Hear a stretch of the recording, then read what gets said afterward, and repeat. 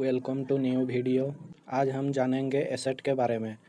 Asset को 3 भाग में डिवाइड किया गया है: fixed asset, current asset and fictitious asset. और फिक्स्ड एसेट को 2 भाग में डिवाइड किया गया है: tangible fixed asset, intangible fixed asset. पहले जानते हैं फिक्स्ड एसेट के बारे में।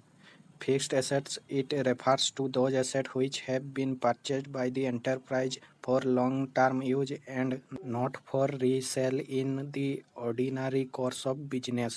The benefit from fixed asset is derived over a long period. Company या संस्था द्वारा खरीदे गए लंबे टाइम तक चलने वाले एसेट को जो कि दोबारा बेच नहीं सकते उसे फिक्स्ड एसेट्स कहते हैं। Tangible fixed assets, it refers to those fixed assets which can be touched and seen. These may include movable assets such as vehicle, equipment, machinery, immovable assets such as land and buildings, vesting assets such as mines, oil wells। जो asset मतलब संपत्ति को हम छू सकते हैं और देख सकते हैं उसे टेंजिबल फिक्स्ड एसेट कहते हैं।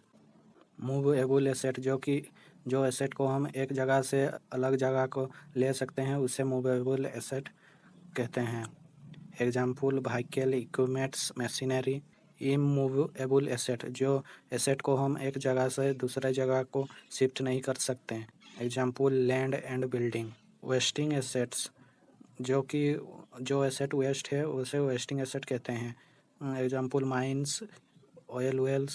Intangible fixed assets, it refers to those fixed assets which cannot be touched and seen।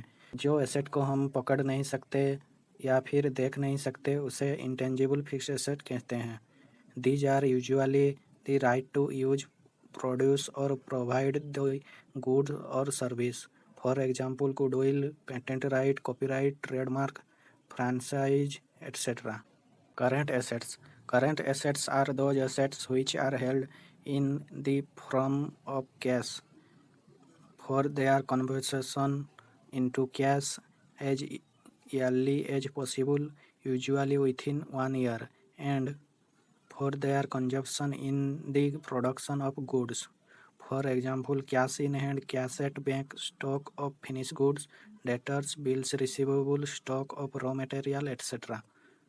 Current asset मतलब कैश जो कि कन्वर्ट हो सकता है कैश में, वही सब चीज़ को करंट एसेट कहते हैं।